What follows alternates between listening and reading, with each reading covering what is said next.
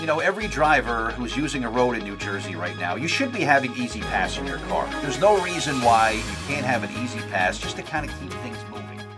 Well, radio was a passion of mine since I was a little kid, growing up here in New Jersey, listening to the great AM and FM stations in New Jersey and New York, and just always had this fascination, like how it worked. You know, I couldn't tell you today exactly how a radio works. You know, how I say something in a microphone and somebody in a car actually hears my voice. I have no idea how that works, but it's just the coolest thing ever. I just had this fascination with the connection that radio has. This one-on-one, very intimate connection always sort of had an appeal to me.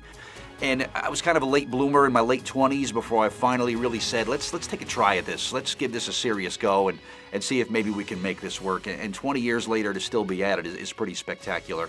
Like any other industry, you kind of start small. You start at some smaller stations and you kind of work your way up. And no matter how much success or what you think you've achieved in this industry, you always kind of got to keep working and keep constantly inventing yourself.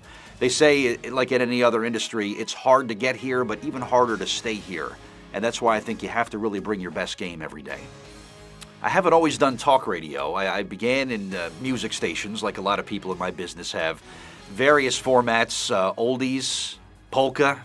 Did you know that there's even polka on the radio? Well, I played it for my first job in radio, was playing polka records. But you know what? Starting out in music, I think, gave me an appreciation for tempo and for consistency and for how to build content. And I think having a music background has really translated well in sort of building what I do now in terms of a talk show where it's about tempo and continuity. And I think keeping that pacing, I think, being a student of music and now kind of translating it into talk has been really helpful. My induction in the New Jersey Broadcasters Association Radio Hall of Fame. It's still like living a dream every day. It was just about a year or so ago. I got the word from Paul Rotella, who is the president of the Broadcasters Association. I called him up and I said, "Why would you do this to me? You're so cruel. Why would you play a joke like this on me?" And he said, "Bert, I've had to keep this quiet for 3 months and I couldn't wait any longer, my buddy. Congratulations to you and very well deserved." And when you look at all the giants of our industry and then you see my name right there, it's spectacular. It's really something special. I cherish it every day. I really do. I have been up and down this state to work with various charities over the 20 years, and every one of them is just, they're so grateful and so appreciative. I've always said that giving is the new getting. And you remember how you felt when you got something on Christmas morning? Well, when I give somebody something, I get that feeling 10 times over. But I'm the one who's thankful to them just for kind of letting me be a part of what they're trying to do. And it's been incredibly, incredibly rewarding. Favorite events that I've worked with? I just love them all. Whether it's, you go downtown New Brunswick and eat ribs and raise money for somebody, what's not to love about that? But just so many different events that I've been a part of, and just sometimes the look that I get from people and their level of appreciation just kind of rocks my world. It's like, you're excited to see me. I'm just as excited to see you, and whatever I can do to help you is the real payoff for me. My family. Oh, my wife. This shirt that I'm wearing. My wife actually made this shirt. Now think about this. Here's a woman that gets up with me at 3 a.m. and has every day for the past 4 years. She surprised me one day with this shirt. She got the WCTC logo. She had it put on a bolt of white fabric and made a shirt for me. Buttons, collar, sleeves. What kind of guy has a wife that will make his clothing?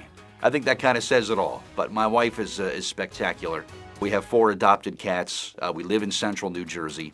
My family obviously has been very supportive. I have a brother and a sister. I recently lost my mom, and she would be real proud. Fortunately, she was able to enjoy some of this ride with me, but my family is everything to me. Really, really supportive people. And I don't know where I would be without them. I really don't. I'm really grateful for the relationship the WCTC and the Middlesex County Regional Chamber of Commerce have with all the events that they do. It's really flattering that they come to me and say, "Bert, will you host our Meet the Mayors?" or "Bert, will you host our Hispanic Business Expo in Edison coming up next month?" I know there's a lot of choices. There's a lot of different directions they can go to. But when they come to me, it's really flattering. It tells me that they appreciate my work and they enjoy having me there. It's been a great relationship with them. I'm real thankful, obviously, for the recognition I'm receiving here. But it's a great partnership. It's rock solid and one that I'm real proud of that we've been able to foster over the years now.